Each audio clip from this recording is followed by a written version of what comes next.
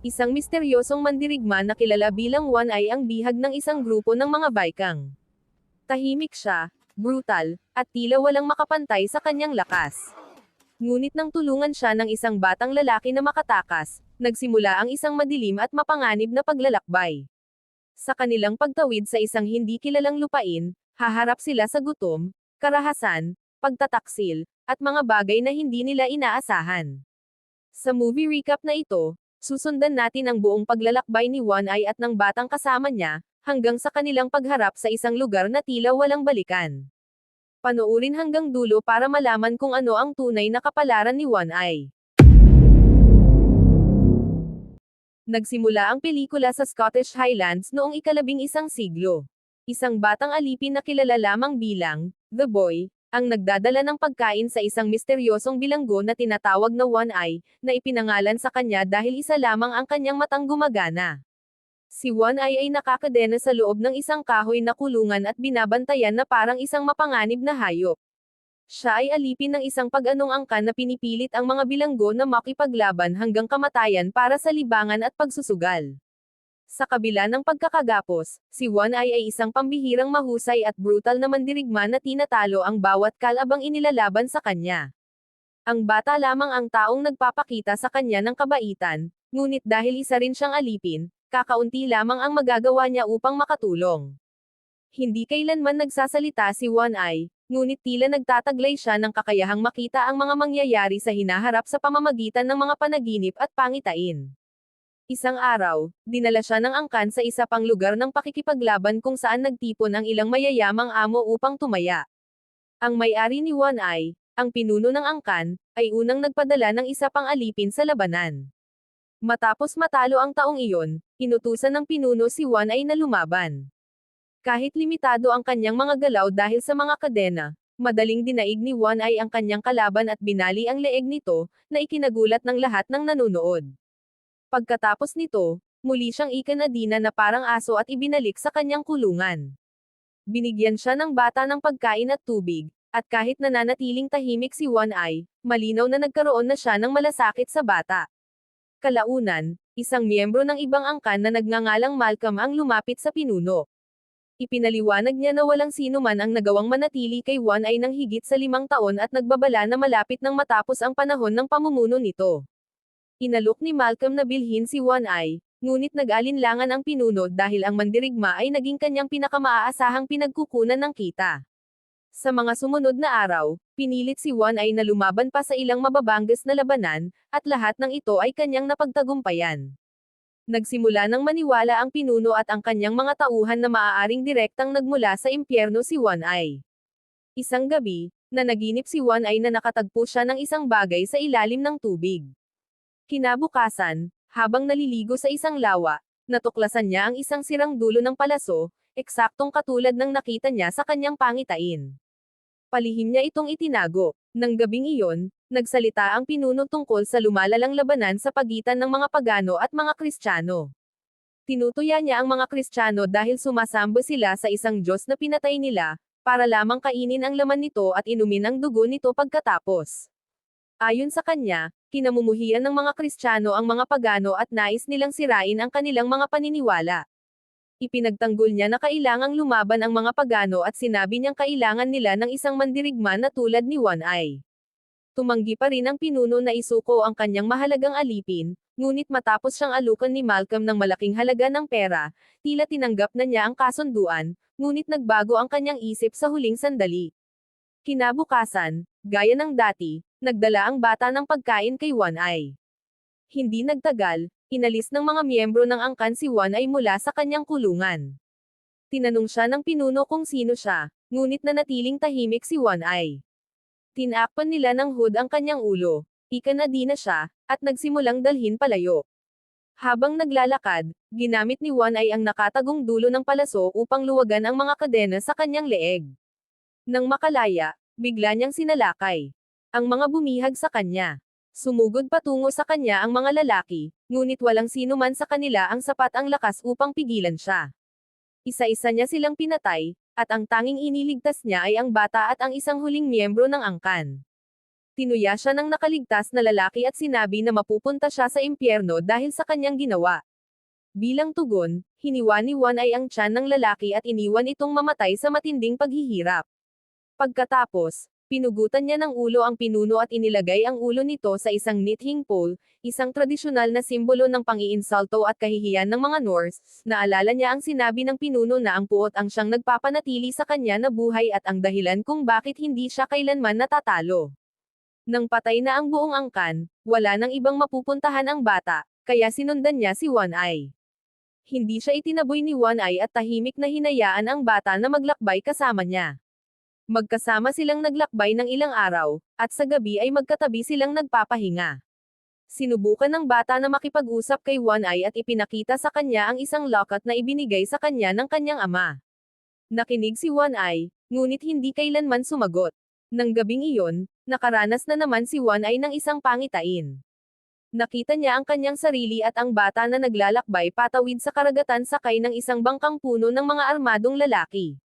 Kinabukasan, nakatagpo nila ang isang grupo ng mga Kristiyanong Viking na kamakailan lamang ay sumalakay sa isang nayon at dumakip ng ilang kababaihan. Ang kanilang pinuno na si General Eric ay nagtanong kung kabilang sina Wanay at ang bata sa isa sa mga lokal na angkan. Dahil tumangging magsalita si Wanay, natatakot na sinabi ng bata na sila ay mga Kristiyano. Hindi siya pinaniwalaan ni Eric at naghanda itong umatake. Gayunpaman, nakilala ng isa sa kanyang mga crusader na si Hagen si Wanay bilang ang kinatatakutang alipin na pumatay sa kanyang amo at sumire sa buong angkan. Inutusan ni Eric ang kanyang anak na si Gorm na hamanin si Wanay. Itinaas ni Wanay ang kanyang palakol at naghanda para lumaban, ngunit natakot si Gorm at umatras nang mapagtanto niyang hindi niya kayang talunin ang isang mapanganib na mandirigmang tulad niya. Nang tanungin ni Eric ang pangalan ng mandirigma, ipinaliwanag ng bata na wala siyang tunay na pangalan at tinatawag lamang siyang Wanay. Sa halip na makipaglaban sa kanya, inimbitahan ni Eric sina Wanay at ang bata na kumain kasama ng kanyang mga tauhan.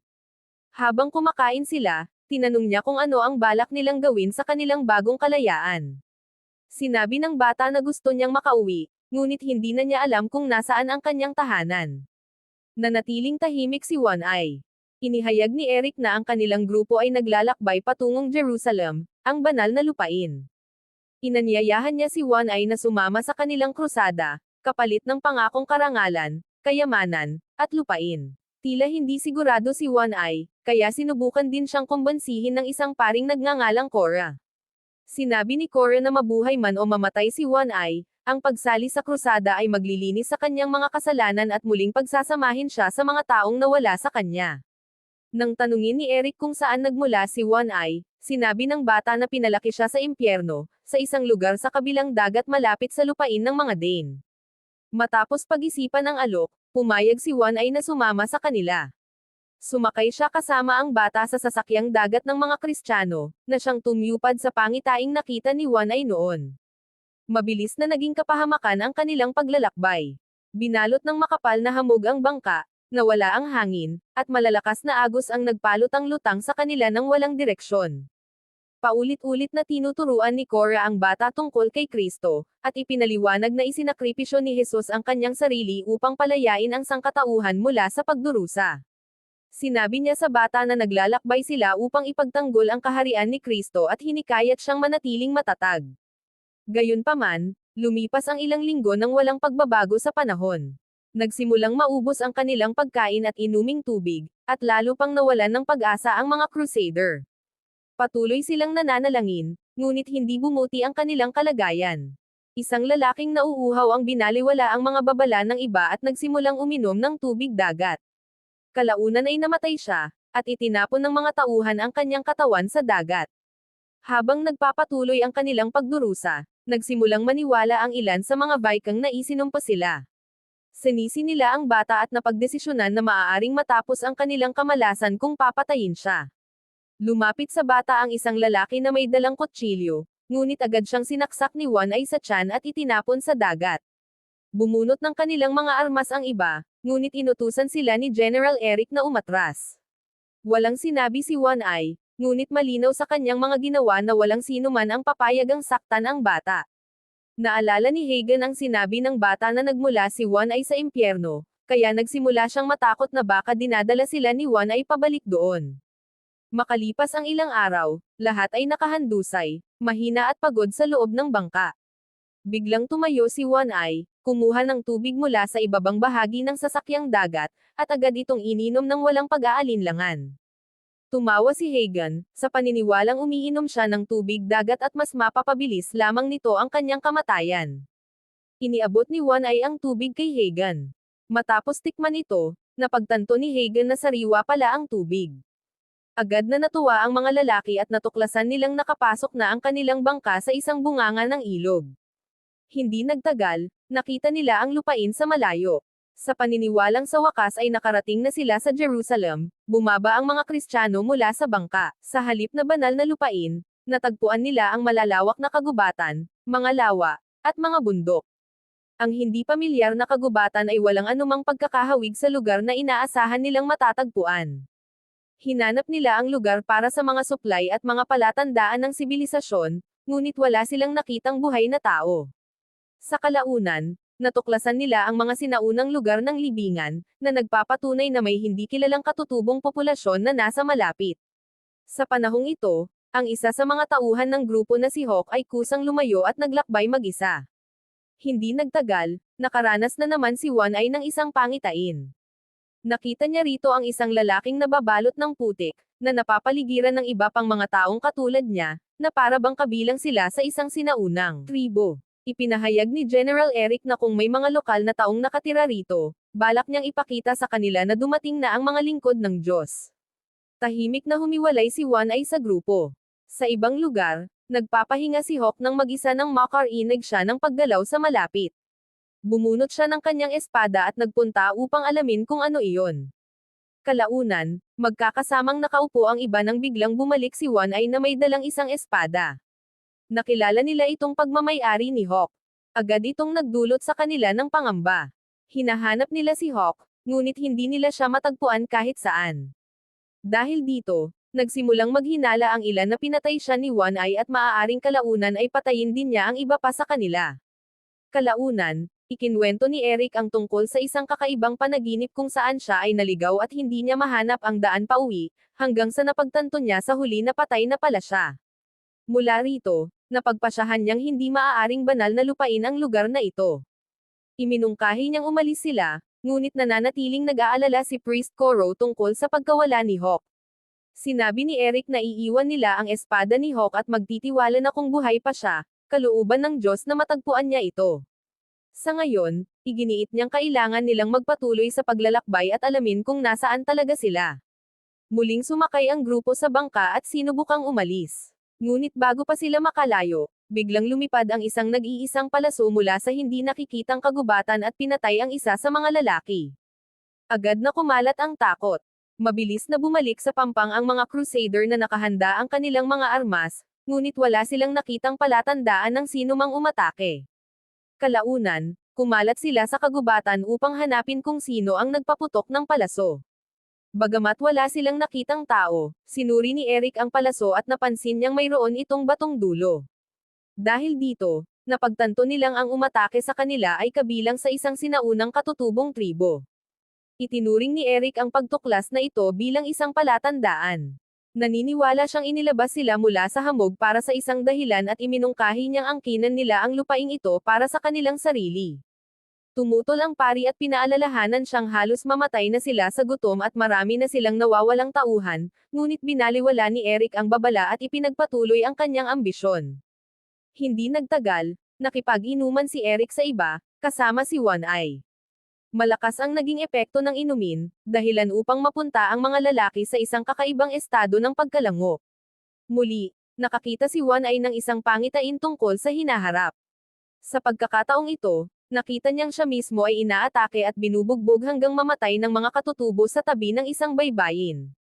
Sa ilalim ng epekto ng inumin, nagsimulang kumilos ng ligaw ang mga lalaki.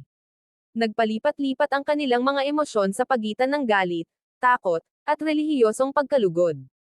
Ang ilan ay nananalangin, ang iba naman ay pasuray-suray na naglalakad sa paligid, habang tahimik na kumukuha si Wan Ai ng mga bato at itinatambak ang mga ito sa magkakahiwalay na banten. Sa tabing ilog, Takot na pinagmamasdan ng bata habang paulit-ulit na sinasaksak ng isang Viking ang tubig na parabang nakikipaglaban siya sa isang hindi nakikitang kalaban, habang ang isa naman ay gumagawa ng isang nakakabagabag na pag-atake sa sarili niyang kasama. Tumatawa si Eric, nagsasaboy ng tubig sa ilog, at nananalangin na parabang tuluyan na niyang nawalan ng kakayahang makilala ang realidad.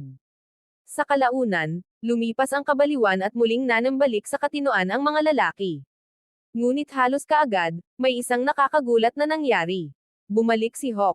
Hubad siya, nababalot ng putik, at may mga kakaibang simbolo sa katawan na kahawig ng mga ukit ng isang tribo. Kinilabutan ang iba nang makita siya. Agad siyang nakilala ni Juan ay bilang lalaking nababalot ng putik na nakita niya sa kanyang pangitain. Mukhang dinakip si Hawk ng mga katutubo at binago upang maging katulad ng isa sa kanila. Nang tanungin nila si Hawk kung nasaan siya at kung ano ang nangyari sa kanya, wala siyang malinaw na sagot. Sa halip, sinabi niyang naririnig na niya ngayon ang pagsasalita ni One Eye, kahit nananatiling tahimik si One Eye sa harap ng lahat. Nang tanungin ni Eric kung ano ang sinasabi ni One Eye, sumagot si Hawk na sinasabi ni One Eye na nasa impyerno sila. Labis na nabahala ang grupo dahil dito. Agad na sinisi ni Hagen si One Eye, at sinabi niyang siya ang nagdala sa kanila rito at naging dahilan ng kanilang pagdurusa. Ang bata, na tila nauunawaan na rin si One Eye, ay nagsabi na naniniwala si One Eye na kailangan nilang umalis sa lugar na ito at maglakbay sa kagubatan kung nais nilang magkaroon ng anumang pag-asang makatakas. Ipinagtanggol ni Hagen na dapat silang bumalik sa bangka, ngunit tumanggi si Eric na bumalik sa hamog. Sa halip, naging abala siya sa isang bagong kinahuhumalingan. Ipinahayag niyang kailangan nilang patunayan ang kanilang sarili bilang mga lingkod ng Diyos sa pamamagitan ng pagtataas ng kanilang krus sa lupaing ito, pagkakumberte sa mga pagano, paglilinis ng kanilang mga kasalanan, at pagtatatag ng isang bagong Jerusalem doon. Sa wakas, hindi na nakapagpigil si Hagen. Galit na galit dahil ang mga pangako ni Eric tungkol sa kaluwalhatian at kayamanan ay nagdala lamang sa kanila sa paghihirap, inakusahan niya itong kinaladkad sila patungo sa impyerno. Pagkatapos, bumunot siya ng kanyang espada at sinalakay si One Eye. Maikli lamang ang labanan. Madaling dinaig ni One Eye si Hagen, hiniwa ang kanyang lalamunan, at pinatay ang isa pang lalaking sumali sa pag-atake. Pagkatapos, tinapos niya si Hagen sa pamamagitan ng paghampas sa kanyang ulo gamit ang palakol habang nakatingin ang iba sa pagkabigla. Matapos nito, tumalikod si One Eye at nagsimulang maglakad palayo. Lumingon siya sa bata, na agad namang nagpasyang sundan siya. Sinabi ni Cora na dapat silang sumama kay One Eye, ngunit tuluyan nang nawalan ng katinoan si Eric. Sa isang biglaang pagsabog ng panatisismo, niyakap niya ang pari at pagkatapos ay sinaksak ito sa likod, habang inaakusahan itong iniwan ang Diyos. Sugatan, pasuray-suray na lumayo si Corvus habang ipinahayag ni Eric na tanging isang tunay na taong may pananampalataya lamang ang karapat-dapat sa kayamanan ng kanyang iniisip na bagong Jerusalem. Kalaunan, buong pagmamalaking nagsalita si Eric tungkol sa pagtatayo ng mga krus sa tabi ng ilog upang matagpuan ng mga Kristiyano sa hinaharap. Sinabi niyang marami pang mga maninirahan ang darating, kabilang ang mga kababaihan, at ang kanilang lungsod ay tatagal ng libu-libong taon. Sinabi pa niya kay Hawk na magsisilbi itong espiritual na tagapayo sa bagong kahariang ito. Tumawa si Hawk bilang tugon, na lalo lamang nagmukhang nawawala sa katinoan si Eric. Hindi nagtagal, pumunta si Eric sa tubig upang manalangin. Habang ginagawa niya ito, tinambangan siya ng mga katutubo, napaniya na siya at pinatay. Sa malayo, nasaksihan ng bata at ni One Eye ang kanyang pagkamatay. Sa ibang lugar, ang pari, na malubhang nasugatan, ay nagpatuloy kasama si Gorm, na patuloy pa ring sumusunod kay One Eye sa pag-asang kahit paano ay madadala sila nito sa kaligtasan. Kalaunan, nagpahinga sila sa tuktok ng isang burol. Nag-isip ng malakas si Gorm kung mapapatawad ba niya kailanman ang kanyang ama dahil dinala siya nito sa ganoong lugar. Inamin ng pari na nagpunta siya sa paglalakbay na ito upang humingi ng kapatawaran mula sa kanyang yumaong anak dahil wala siya roon nang mamatay ang bata sa labanan. Pagkatapos, ipinaliwanag ng bata kung ano ang ipinakita sa kanya ni One Eye, na balang araw ay matatagpuan ng bata ang dagat, makagagawa ng panibagong bangka, at makakauwi. Nang tanungin ni Gorm kung ano ang sinabi ni One Eye tungkol sa kanya, tahimik na sumagot ang bata na mamamatay siya. Nagulat si Gorm sa propesya at tinanong si One Eye kung bakit siya unang pumunta sa lupaing ito. Gaya ng dati, walang sagot si One Eye. Hindi nagtagal, nagpa siya si Gorm na bumalik at puntahan ang kanyang ama, kahit alam niyang patay na si Eric. Mag-isa siyang naglakad palayo. Nagpa siya rin ang sugatang pari na hindi na magpatuloy. Nang asahan ng bata na sasama siya, ngumiti lamang ang pari at nanatili kung nasaan siya, handang hintayin ang kamatayan. Sa kalaunan, narating ni na One Eye at ng bata ang isang baybayin, ang mismong lugar na matagal nang nakikita ni One Eye sa kanyang mga pangitain. Sandali siyang huminto at minasdan ang kagandahan ng dagat at ng lupain sa kanyang paligid. Ngunit nang lumingon siya sa kanyang likuran, nakita niya ang isang malaking grupo ng mga katutubo na papalapit. Nang maunawaan niyang dumating na ang katapusan, tahimik na sinabi ni One Eye sa bata na huwag itong gagalaw. Pagkatapos, naglakad siya patungo sa tribo at ibinagsak ang kanyang palakol, na para bang sumusuko na siya. Alam niyang tapos na ang kanyang paglalakbay, at pinili niyang isakripisyo ang kanyang sarili upang mabuhay ang bata. Pumikit siya. Sumugod sa kanya ang mga katutubo at brutal siyang binugbog hanggang sa mamatay, eksaktong katulad ng nakita niya noon sa kanyang pangitain. Matapos patayin si One Eye, pinaligtas ng mga katutubo ang bata at iniwan itong buhay. Nagtatapos ang pelikula sa batang natataranta at mag-isang nakatayo habang nakatingin sa malawak na karagatan. Sa ibabaw niya, lumitaw ang mukha ni One Eye sa mga ulap, na nagpapahiwatig na matapos ang lahat ng kanyang pagdurusa at karahasan, sa wakas ay nakabalik na siya sa Valhalla. Kung nagustuhan mo ang video na ito, huwag mo iyang pindutin ang like button. At kung hindi mo naman ito nagustuhan, pindutin ang dislike button ng 2 beses, para makasiguro. Mas makabubuti kung panoorin mo ang buong pelikula. Maraming salamat sa panonood. Please subscribe para sa mas marami pang videos na katulad nito.